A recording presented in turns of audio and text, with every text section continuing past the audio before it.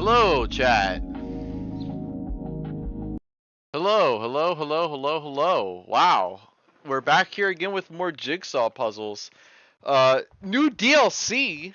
I don't even stickers. I don't even care. We're gonna do BCB puzzles. Oh, that's the wrong button. That's nice. Oh no, that is the right button. Let me pull up this chat. There we go. Why is it being weird and not showing me my stream statistics?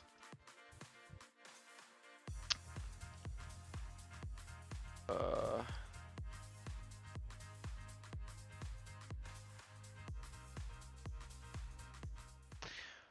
Wow, so I finished another video this morning.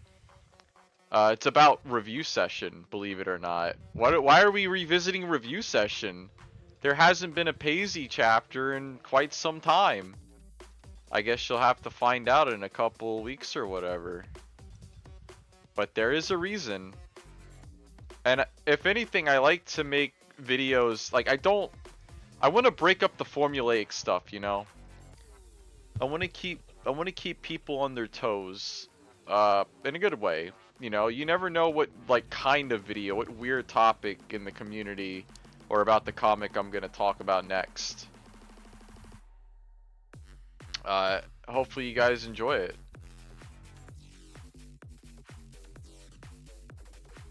This new chapter is shaping up to be something. Which is to say, Mike is, you know, he's not the happiest he's ever been, honestly. You could say this is maybe the saddest he's ever been. I don't know, maybe the saddest over a long period of time. I guess he was pretty sad when Lucy left and he thought that, you know, that she was very, very hurt. Obviously, he never wanted Lucy to do anything like that.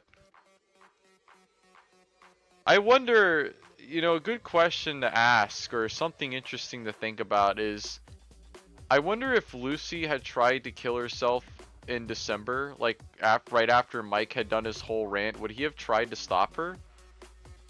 Like, obviously he would have, but what would that have looked like? What if he, like, caught her trying to kill herself after all that, you know? I get, you know, it's not something we're really gonna know, maybe, but I kind of wrote a story about Mike stopping Lucy's suicide.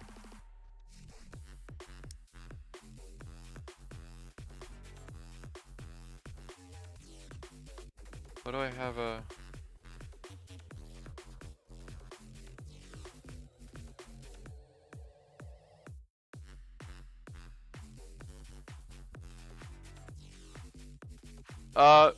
So somebody had brought something up that I hadn't considered before, but we'll talk about it here. This probably doesn't go there. No. And it's that this stuff with James and Mike and David is supposed to reflect how Mike basically abandoned Lucy when Sandy came around. Once Mike and Sandy started spending a lot of time together, even though it didn't even really seem like Mike and Lucy were friends when they were kids, he was just some girl he had to keep putting up with. I don't know, it could just... It doesn't 100% fit. Something that I don't understand, like I get in hindsight, but something that I don't understand is why people, and I mean in universe, and I guess outside of the universe of the comic, gave Mike so much shit for like basically abandoning Lucy.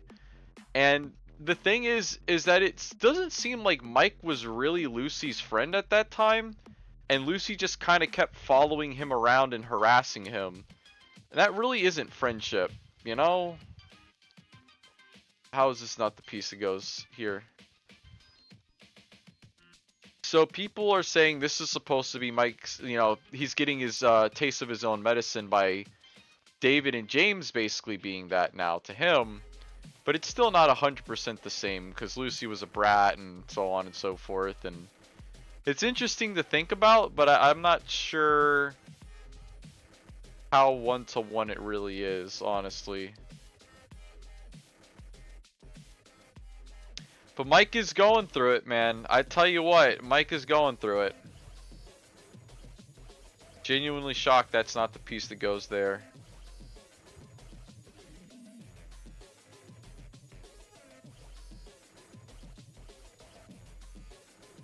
Let's see.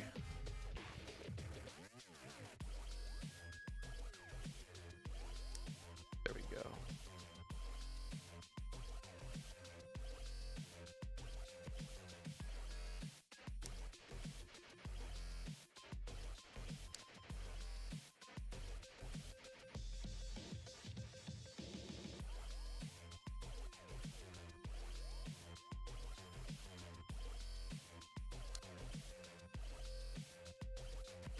He's like, why didn't you share the funny article with me, even though Mike didn't really even talk about the movie, I guess.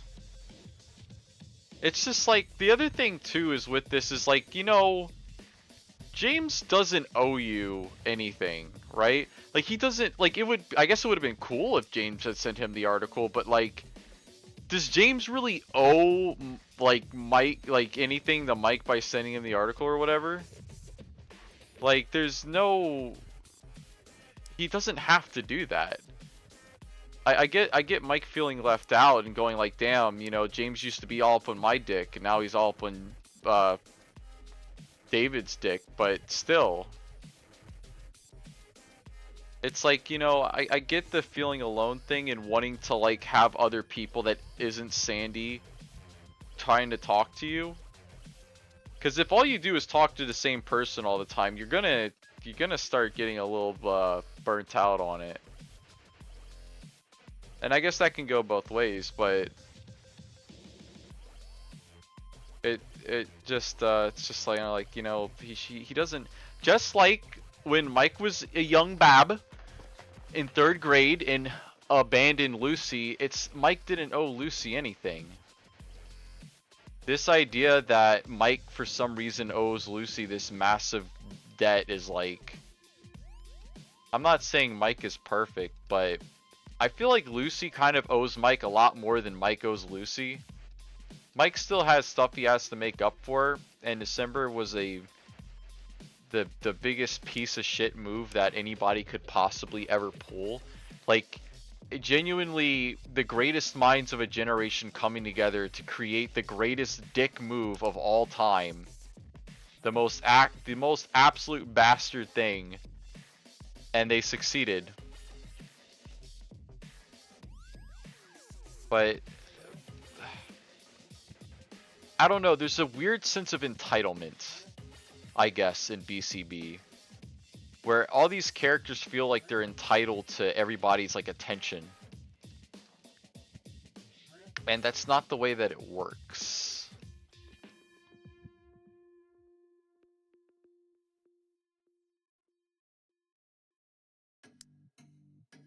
Lucy is not entitled to a relationship with Mike. She is not entitled to a friendship with Mike. Just like Mike is not entitled to forgiveness from Lucy. He is not entitled to he's not entitled to have James constantly be up his ass all the time. To send him like articles about movies and stuff. They owe you not. It's an interesting point to bring up too, because it's something that I've dealt with personally, I guess, somewhat recently. It's not the same situation, but the idea of entitlement. The idea that someone owes me an explanation, this person owes me an explanation because I decided that they do, even though they don't. So without getting too like deep into it, because I'm not gonna like dox anybody, but you know, there was an individual who was friends with another individual, and we'll say the first individual, we'll say her name is Karen. Not that I'm trying to sway anybody's mind on, you know, how this person is gonna act, but we'll just call her Karen. Karen felt that the other individual, who we'll call Janet, owed her an explanation for a decision that she had made in her personal life. the thing is that Janet and Janet and Karen weren't really that close of friends, and Janet felt like they were closer friends than they actually, or Karen felt like they were closer friends than they actually were. So when Janet made a change in her life and didn't explain herself to Karen, Karen took it very, very personally and felt like she had been lied to. But the thing was is that nobody had lied to anybody. But Karen took it that way. Janet never lied to Karen because Janet did not owe Karen an explanation about a personal change they had made in their life. And that's kind of what I'm seeing here with Mike. I get his loneliness, and I get the reason why Karen acted the way she did is because she also was lonely, but you can't make that somebody else's problem. And so Mike is going to start acting a fool, I foresee, because he's not getting enough attention.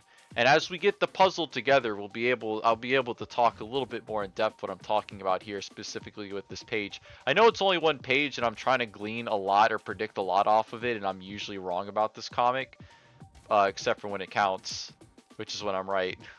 But still, we will get to it, and I will be able to explain better what I am talking about.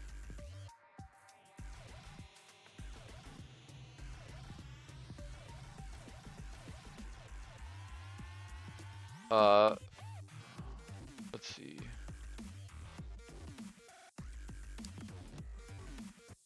Oh, this goes up here. This really doesn't, oh, it does go there. Okay, we got the top together. Just missing a piece here.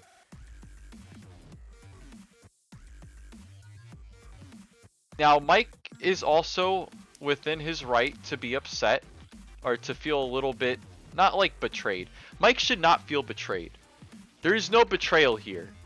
As I talked about in my, I think it was second string review, or is it first degree burn? Mike is very clearly the third wheel between with David and James. David and James want to hang out, and it's not like they don't want Mike there, but they could really take it or leave it. And this page really makes that apparent. It's like Mike tries to speak up, and they both look at him like,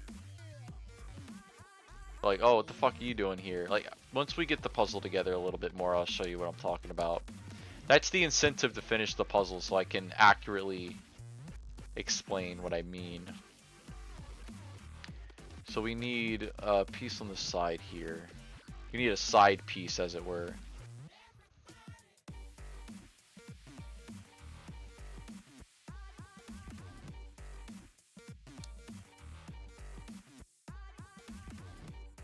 Alright, now we need to get all the mics together. We can get the brick walls together. That really doesn't go there? Say so. Man, this one might be a little tough. Alright, we need to get all the James pieces.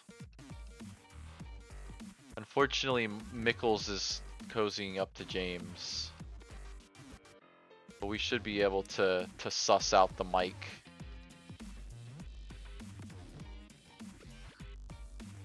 I think this goes here. Yeah, I think this also goes here.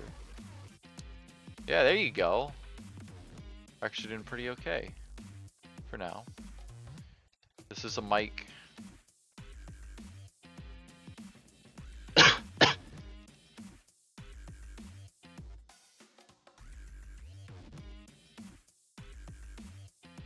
Oh shit, sir, you forgot the postcode. Oh my god, sorry guys, I didn't even see you in the thing.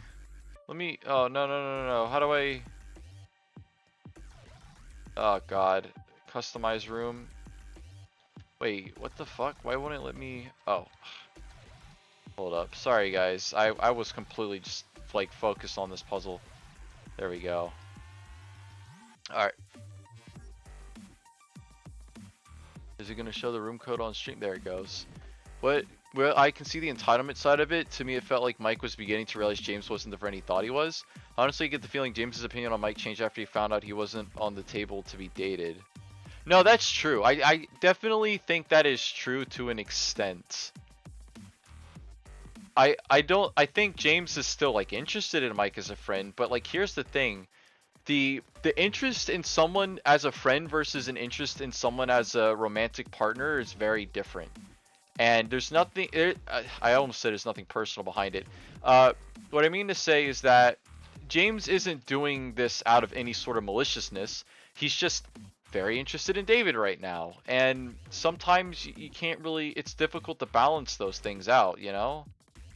And he's not doing it because he wants to hurt Mike or he doesn't care about Mike. He just kind of has a one-track mind, if you will. Get it? Because that's the thing. That's the intermission. It's one-track mind.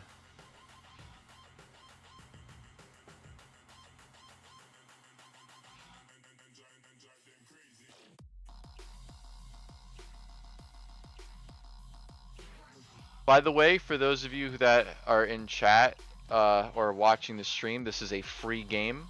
It is called Jigsaw Puzzle Dreams. You can get it on Steam. It is free to play. You can join the room. It's not a very large game to download, so it won't take long. You can join the room using this code up here. Help me put this piece together, this puzzle together. Fortunately, he just ends up hurting those around him. Yeah, but like it's not. It. I don't know. I know people are gonna say, oh, well, you don't hate James anymore because, you know, he fucking said Pew was a thing. Okay, whatever. Fucking, alright, yeah, I'm biased. What are you gonna do about it? That's not really the reason. I'm fair. I'd like to, more than anything, I want to be fair. As fair as I can be.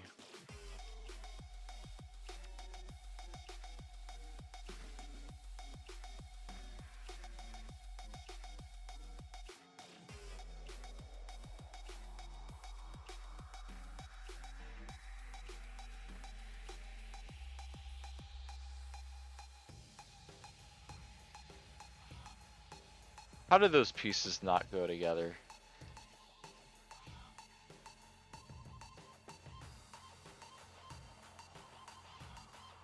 But my question now is Mike gonna start acting like a fool out of desperation for attention? That is the thing that I foresee possibly happening in the future. Is Mike gonna start, you know, start drama just so people will pay attention to him? Hopefully not. Though it does feel like something Teshi would do. Not in like any sort of bad way or anything. Like it makes sense. And not just because I mentioned it or I said it was a good idea.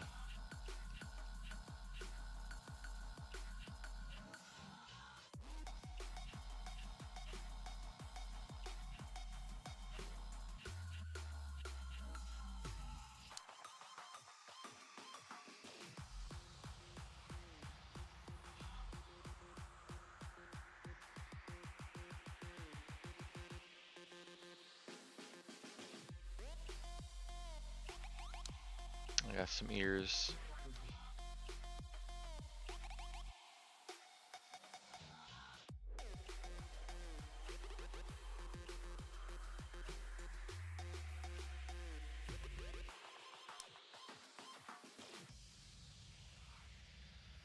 Hello, Drifting Good, welcome.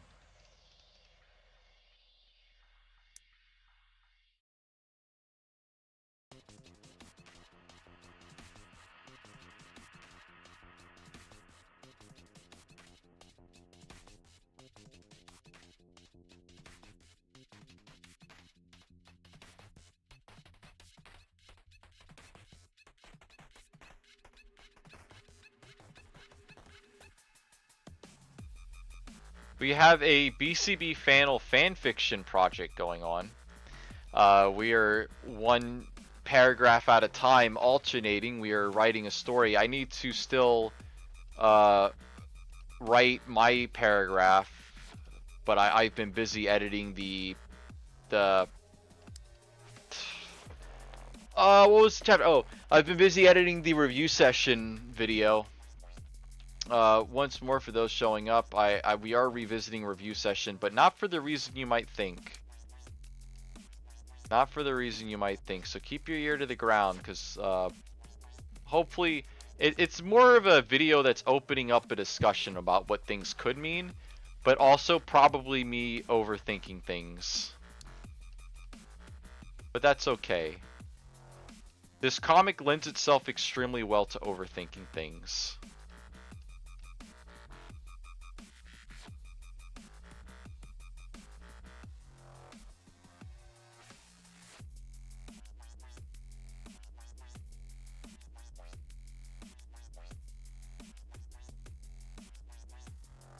Old Mikey Mickles. Old Mickle Pickle. Give me your pickle.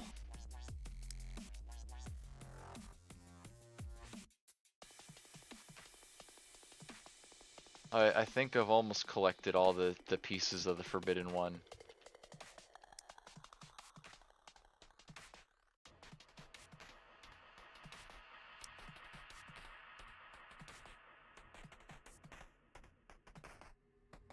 Mike needs his equal attention cake. That's what he needs.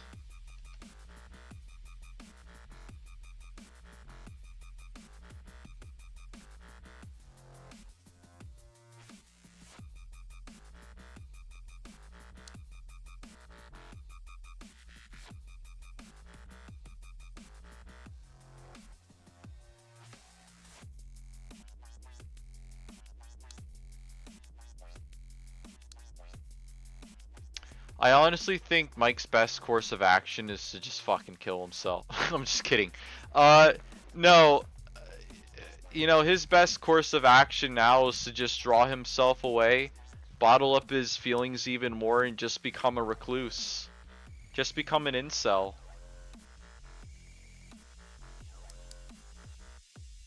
Hello. Karif? Yeah. Wait, Karif, what are you doing here? What do you mean? I don't know. How are you, Karif? Not amazing. Oh, you're doing a puzzle. Okay, I see. I see. Yeah. How was Planco? I was not doing Planko. It was okay. Oh wait, what did you? Oh, you did Kirby Air Riders last night. How was Kirby Air Ride? It's good. I didn't do Kirby Air Riders. That game doesn't come out until November. Oh. Can't let old Nintendo know that you might be playing their game early. Guys, this is Karif. Hey. He makes a webcomic with another person called Spirit Guild.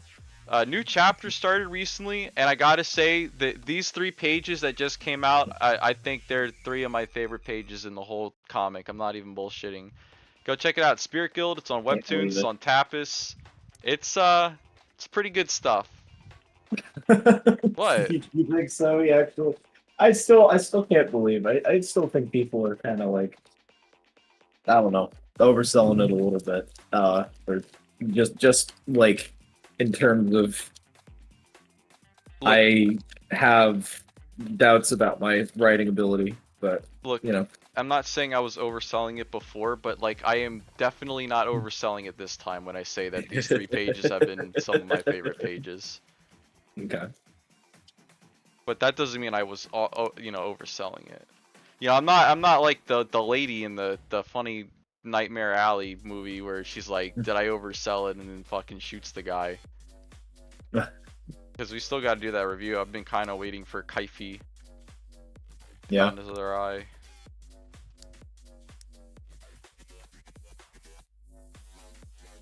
So Karif, we were just talking about entitlement. Let's see. Either acting like a fool or complete isolation for something, because if no one wants to interact with him, why would anyone care if he's not around? Exactly. I think the thing is that people do care about him, but he's getting lost in his own thoughts. But the way things are, Mike going the shut-in route is not off the table and it's possible, for sure. Vandal Community Fic was honestly really fun to write paragraph for. I do wish my paragraph was a bit bigger to give the others more to work with, but yeah, no, it's fine. Everyone's gonna write. That's what's gonna make it fun. Like, we don't know what we're gonna get, you know. Kev, if you want to join us, we're doing this puzzle here, and I gotta make some breakfast. yeah. But I will engage in some looking at the puzzle. Engaged in some cats and drama, as they say.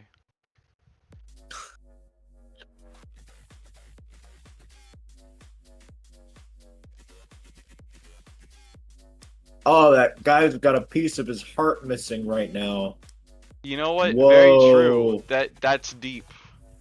It's really deep, you know? Very deep, chat. It really makes you think. I actually don't know where his heart is. I think it's this. Yeah, there we go. Now we just need the rest of his hand. Yeah. Which I also don't know where that is. I thought I knew. Oh wait, is this it? Yeah, that's it. No, it's not it! Oh. Unfortunate.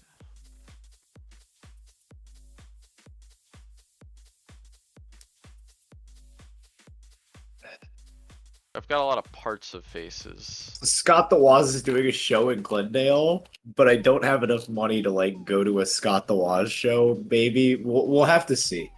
I need to figure out what the date is on it versus something else, and then maybe I can go drag Techno to something he definitely will not give a fucking shit about, which will be very funny.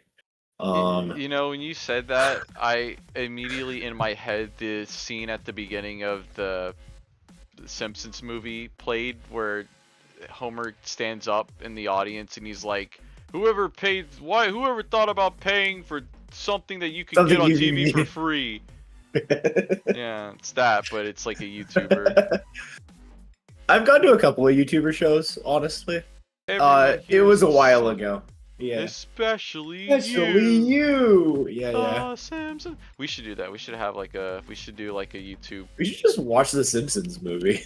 Why didn't we do that? Why have we done that? Yeah. Well, no, because it was your turn and you said, well, let's do Nightmare Alley. I think that was a good idea. Yeah, it ended up being like pretty good to like okay, but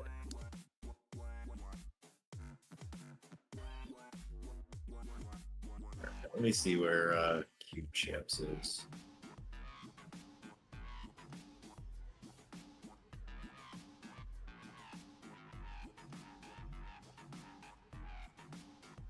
Some of the YouTuber shows I went to were not actually too bad. We need the other side of this guy's big ass mouth.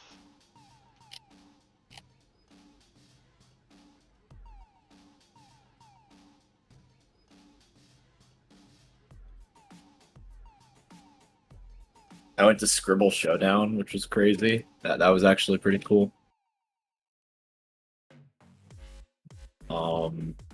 And you know what our YouTuber show could be? Our YouTuber show could be the Great Ratatouille Debate.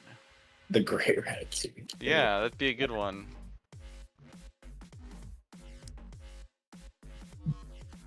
They could watch a bunch of jackoffs arguing about a baby movie from 2006 or That's whatever. The thing. Everybody is like, that one is specifically the most mature film. Only because it tries to say something about art and people perceive that as more mature, but yeah, okay. I mean, at the end of the day, it's about a funny little rat guy that wants to make a soup, so... Yeah. Well, that's the thing, is that the rat guy making the soup is pretty consistent with the other things that the guy's made, right? Like, yeah. Other movies that the guy's made. You could say Brad Bird was born in the wrong generation. I mean, that's what his... Maybe we should actually watch Tomorrowland as part of this. I don't know. We could just have a Brad Bird, like, discussion. Yeah, we could... You know what? I think that's actually a better idea, to talk about Brad Bird in general. Yeah. But I'm down to rewatch Tomorrowland, which is something nobody has ever said but me. I unironically enjoy that movie, and that's, you know, fuck me, I guess. That's fine. I had a great time. I saw it in IMAX. What do you think of The Last Jedi, actually? Because that movie kind of feels like a bit like that in terms of the way it tries to like get you, you know, like own you. like own you and what Uh, you thought was gonna happen. yeah, I What was mean, you know, yeah, Adam McKay movies. Uh, Yeah, Adam McKay movies as well. I Shit think sucks. Tomorrowland has a very messy third act. I think Yep. everything up till the third act is actually pretty poggers, and then he doesn't really know what to do with the third But act. that is a He's problem like, Hugh because Laurie is what to here. do in the third act is kind of like cock-blocked by the thing he wants to say about Tomorrowland, right? Which is like, somebody said like, and not necessarily that Tomorrowland is slop or it doesn't have an idea, but I can't remember where this comment was, but maybe you've read it as well. That uh, there used to be, or when they made a show about a surfing dog back in the '90s, the show used to be about the surfing dog, and now shows are about like You have to eight have eight different episodes of themes. nothing, and then in 9 episodes, and then on the ninth episode he gets a surfboard, right? That's Yeah. kind of the problem Tomorrowland has a little bit. I Uh, mean, I enjoyed the because like adventure. you That's the get to thing. Tomorrowland, yeah, you get to Tomorrowland and nothing's happening, and I get it. I trust me when I say I get it, especially with how like What isn't the idea that the nothing's the there, plot, yeah. like everything's gone because people Well, stop yeah, moving? exactly, right, yeah. Like But that's the thing is I'll that it's scare the that's world the reason straight, that it's right? like, yeah, That's the idea. We'll scare the world straight, but oh, they took the wrong message, so fuck them. I guess they can all die. yeah. But And what I'll if there was one woman who believed, who was positive, who was hope pilled, But the idea you is know? that everyone is supposed to be hope pilled. That's No, that's what. only certain people are hope pilled in No, that no, no, no, movie. no. He wants everyone to be Only hope certain. pilled. It's not about eugenics, okay? It's not It's about not an about elite few. eugenics. It's about. Well, that's the thing is that like that movie is very much about trying to build like an elite core of people to lead the world into the future. And how that gets decided isn't really like super explained, I suppose, but it is. What did he mean by this? I guess is a little bit of the question there. I don't know. This is I why it guess would be they interesting to talk about, I right? guess Like they I wanted think. to take people that have quote unquote promise and foster them and nurture them in a way where they can turn that potential energy into kinetic energy. Sure. But I feel like when he's talking about promise, that's still kind of the thing of like you basically already have the skills. There is no development to be had, right? Of Well, the you need to skills you already develop it have them. further, right? Uh, Like I know the guy makes the jetpack at the beginning, but it's not like the yeah, movie makes it I get clear it. he's It's kind still of a like an fantasy outlier. film. Yeah, Yeah, it's that. yeah. Really, realistically, that kid would have fucking exploded or blew up a giant potato man at a Yeah, factory, you know? yeah. I was also gonna go for that. Yeah. Yeah.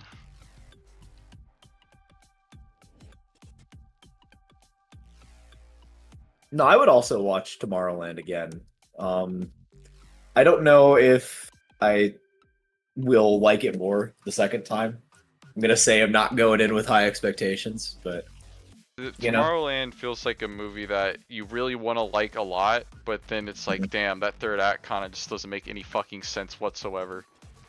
So should we watch Mission Impossible 5 then as well? Or which Mission one did he make? 4 Impossible, or 5? I think 3.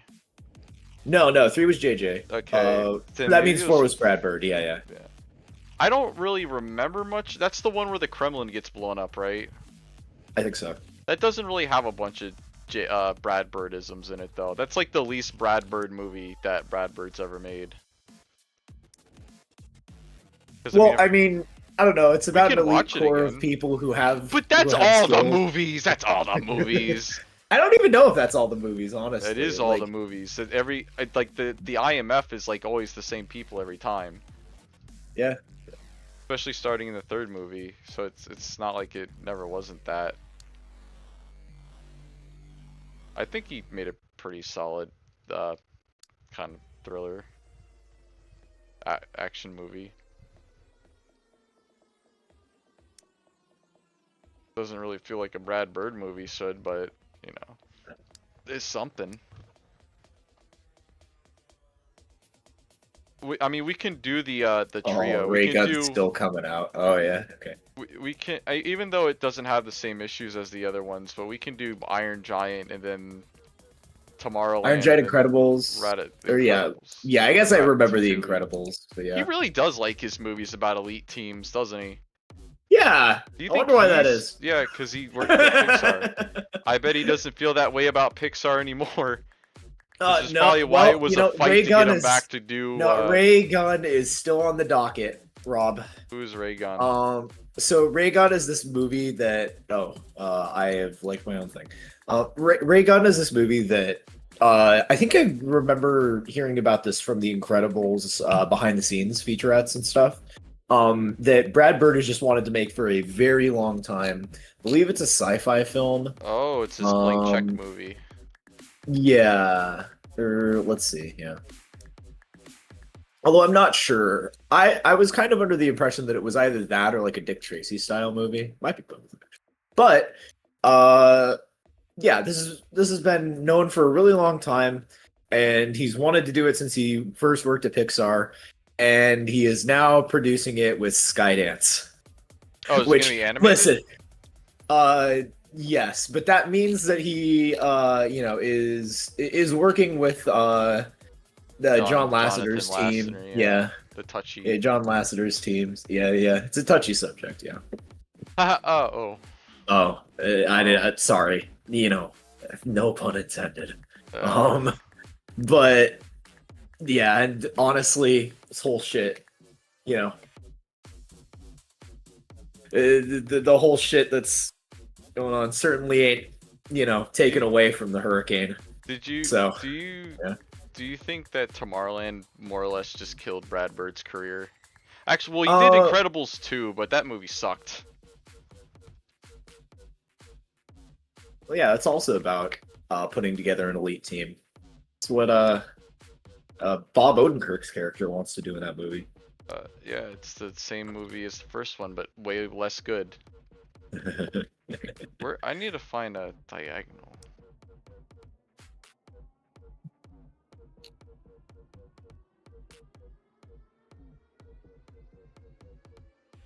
But yeah, Ray Gun is now being made with Skydance and Netflix. Might just be Netflix. It's looking like.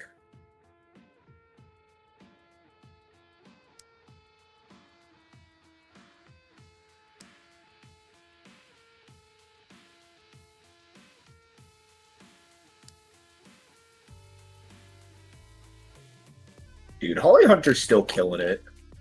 I immediately recognized her voice as the Crow in Bad Guys 2 movie. Right? Was that her? Or was that not her? Is that somebody else? Am I stupid? I thought that was Holly Hunter. God damn. I got somebody that sounded exactly like her. Jesus. Caref. I've been shaped. I've been fucking Not japed, since man. Pepe Le Pew has there been a more horny animated character. I actually no Fritz the Cat, but I think Pepe Le Pew was after. Oh, Fritz you mean the Cat. Snake? Yeah. He is the most horny animated character in recent memory. And it's a pretty high bar he set. It's actually kind of fucking crazy how much they like. I could have sworn that was Holly Hunter. Who is that? The movie's doing okay. It's doing alright. I am looking forward to a third.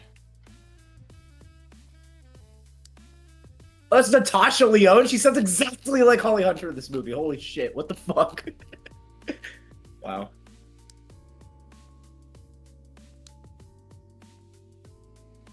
Yeah, that's that lady that was in the Fantastic Four and was like hinted to be Thing's girlfriend before they like decided that wasn't a thing that they wanted to do. Talking about the original? No, Fantastic Four for Steps. Oh. She was that. Yeah, Oh, remember the that Jewish lady. the thing is like, yeah, Jewish lady. Yeah. She's Mama Poot in Smurfs. Almost forgot. How could I forget? Yeah, how could you forget? You saw that movie. You're the only one that saw that movie, actually. Yeah. I don't even think Rihanna saw that movie. Are you kidding me? Yeah. I don't think Dakota Johnson's seen Madam Web. That's pretty awesome, honestly. To be fair, a lot of actors don't actually end up watching the movies that they're in. I mean, they'll go to the premiere, I guess, but it's just a job. Speaking of movies, I guess. So Chris Columbus actually came out and said something about the Harry Potter remakes. Really? Yeah. Huh. He said, "Why are they doing this? It looks exactly like what I did in 2001. Why are they doing this?" Basically. Honestly, an entire show in Chris Columbus's style might actually be an okay idea because They're that not doing series that. does suffer from a little bit of like tonal, oddities Once, just from like 7 different directors or whatever. once they get past the third one, yeah, it was just like complete full tilt edge. I think also because John Williams stopped doing the music after the third one. And I think Chris Columbus was still at least a producer on the third movie. But after that, yeah, it was like Alfonso Cuarón didn't come back.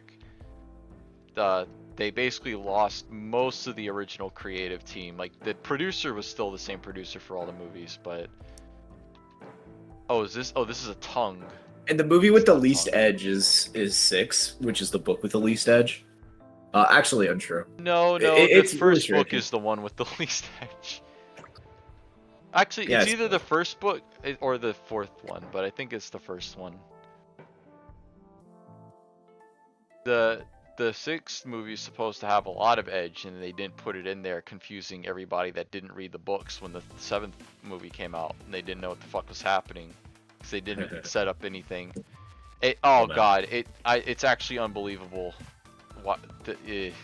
Anyway, I know they only have a limited amount of screen time, but like, I don't know, Chamber of Secrets was 2.5 hours, and it's still the longest Harry Potter movie, and there's no reason they couldn't have made a longer Harry Potter, especially by the time the sixth movie rolled around. Was it really a risk to make a Harry Potter movie like 2.5 hours, 2 hours 45 minutes? I don't know.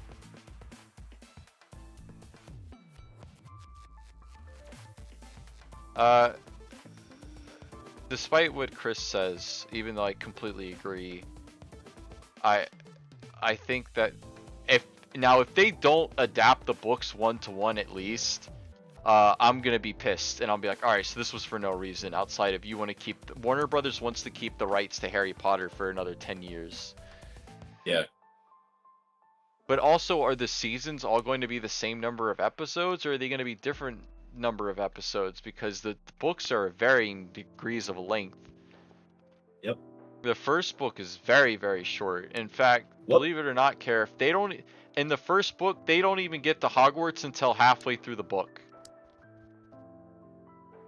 Most of it's just setting up the stuff with the Dursleys and Harry and like him. Well, being no, the introduced. Dursleys and Harrys, I remember, like, it's short enough.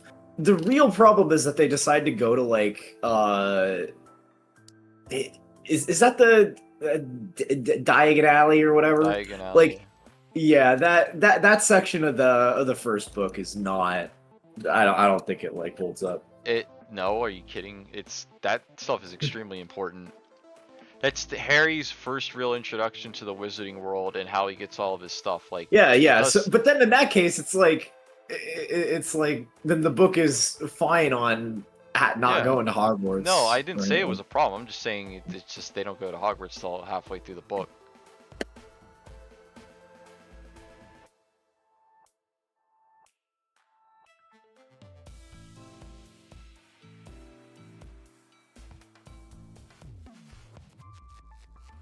I think James has too much fur. There we go.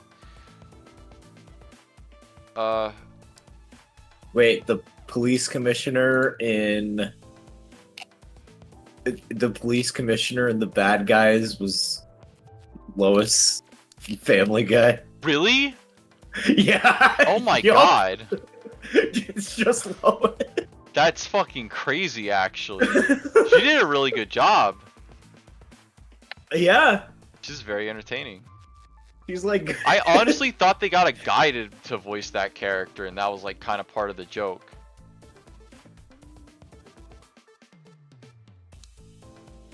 But no, I mean that's fine. She's good. She's a little bit more she's toned down from the first movie, but it's still good. Yeah.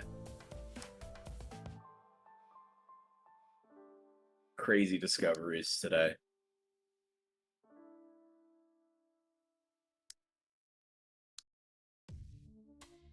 I can't believe we're putting it together. What the frick?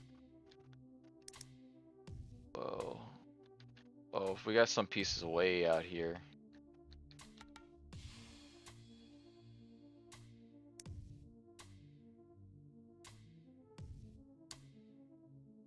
The Brad Birdathon, if you will. We did it, chat! Hey. I'm going to I'm gonna get another puzzle real quick because we still have some time. We didn't finish this one. We didn't even start this one. What the fuck? Alright, I guess we could start this one for the next 10 minutes. Listen, I'll say this. I'll say this, Karif. Are you ready? Okay, what are you can't about to say? possibly be ready for what I'm about to say. I'm probably not. Teshi did not need to make Lonnie as busty as she did. But I appreciate that she did. Who is Lonnie? Lonnie Amalu is the teacher. Oh. Yeah, not a child. Adult woman fetish, yeah. Yeah.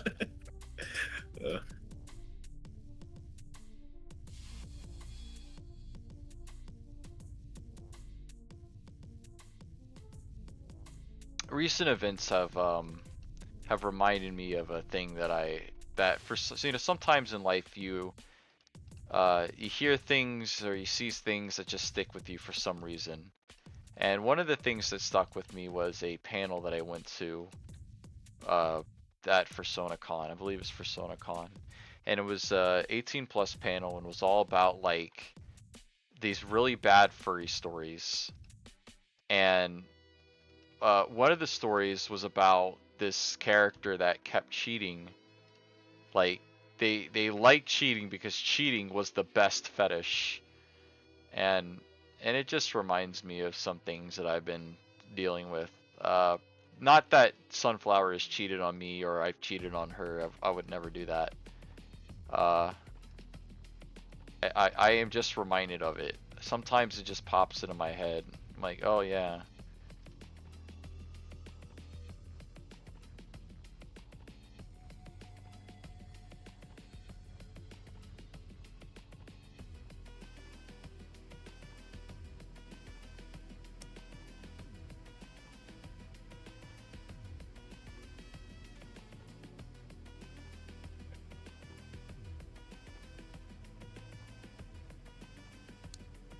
How'd you know Taika Waititi's making another movie? He gets one more chance. One more chance, Karif. Yeah. And then that's it. And then that's it. Here's the thing about like comedic type directors, right? Because comedy stylings ebb and flow. If you look at Mike Myers, he was very big in the 90s and kind of going into the early 2000s, but once he got around to the mid 2000s, people didn't really find his comedy funny anymore. Yeah. And so that you either have to keep up with the times with the comedy, or your like niche just kind of falls out of style and people think you're cringe and they hate you. And then they start to question things, Karif. They start to question whether or not you were ever funny to begin with. And the thing is that it's kind of a tough, it's not really a fair thing to sort of dissect, especially in hindsight, because the things that they were making were funny when they were being made. So of course, looking back to see, well, were they ever funny to begin with? You're gonna not find, oh, well, this stuff isn't funny, because you don't find it funny anymore. Yeah. So it's not really a fair argument to make.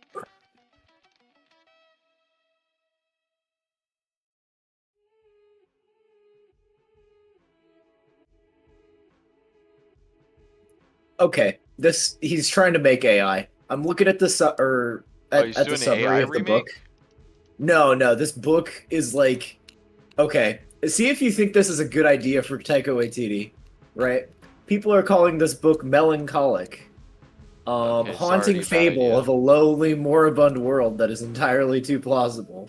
Quiet but astute observations of human nature land with profound gravity. So the only way this works is if you get a director with with the light touch of I don't know, like okay, honestly, Chloe Zhao, like um, or I don't even know who could do like a comedy like this.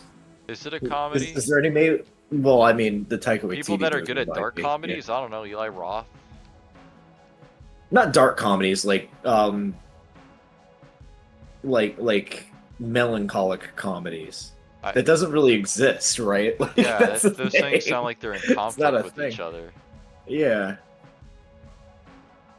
I don't know. I'm sure I could think of one, but I mean, you could say that Mickey 17's kind of that. yeah. Maybe like the closest thing I've seen, and it's not even close, not by a long shot, is like 50-50. And that Yeah, has a little like the bit. brashness of that guy in it, so Hey, I know you probably won't tell me because it's spoilers, but does that guy survive at the end? which one? In what movie? 50-50. Because that's the one where In he has 50? cancer and he has like a Oh yeah, 50%. yeah, yeah, yeah, yeah, yeah. Does he live? It's based on a real story. Okay, well that doesn't tell me anything. Yeah, I don't know. Do you want it spoiled for you? Do you I'm care? never probably gonna watch that unless you want to do it for like Yes, the review show. he does, but he does survive. And That's it's good. based on a real story, and the guy like shows up in all the interviews. So anybody who was like a little bit in the know would have known that it wasn't that good. But I think it does a really good job of actually like portraying those odds pretty, pretty realistically.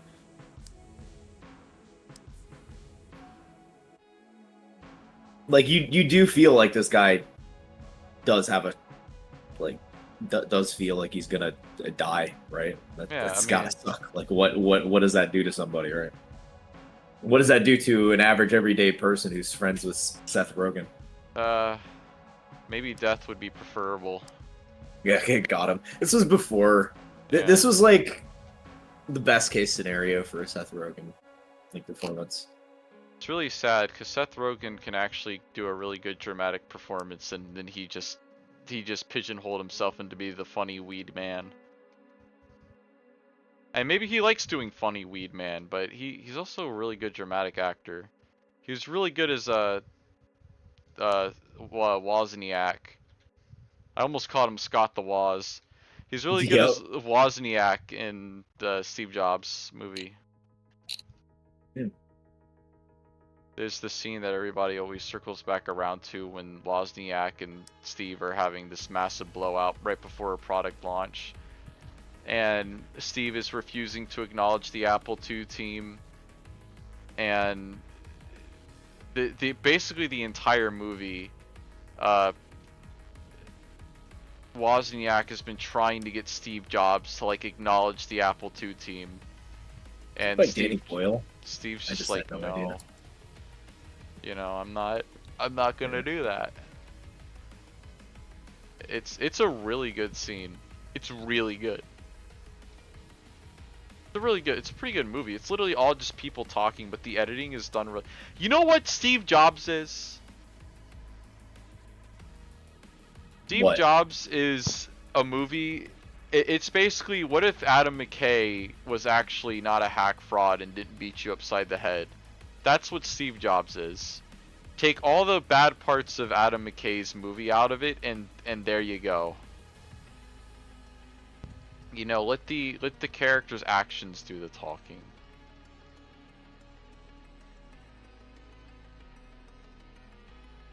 Oh, you know what'd be funny as fuck actually? Uh, Nightmare Alley retold by Adam McKay, and he just beats you up over the head with the themes of the movie. Yeah, and then calls you stupid. For yeah.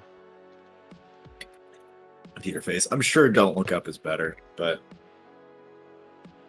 I think I Don't Look Up is a little bit close. It's a more comedic version of what's the one with Pedro Pascal and Joaquin? Eddington.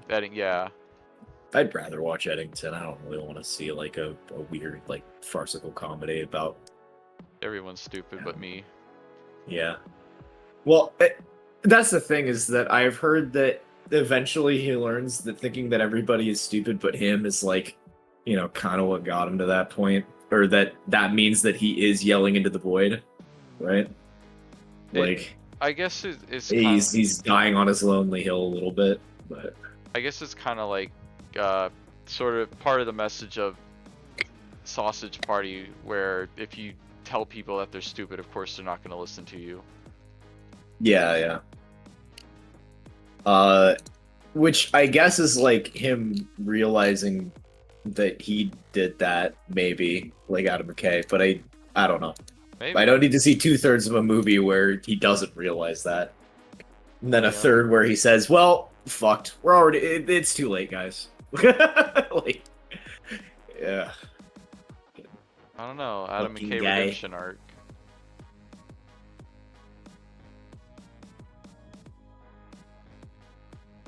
It's not a redemption arc if he says, I fucked up and we're all gonna die. Yeah. Like, it's not a redemption. Well, it's gonna bring us to the end of stream, folks. Sorry. Yeah, no, it's all right. You guys have a wonderful day, and I will see you all next week for probably more fan fiction. I didn't get Bye. to see the cat. You didn't get to see the cat? You want to see the busty Eat your cat cat. care? If I can get that.